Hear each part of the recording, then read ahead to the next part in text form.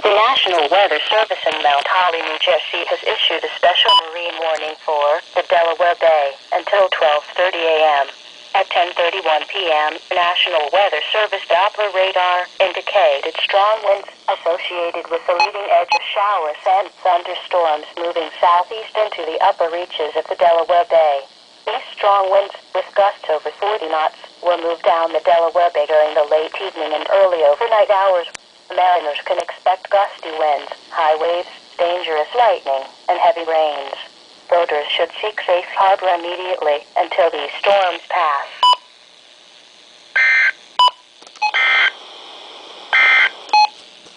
The marine forecast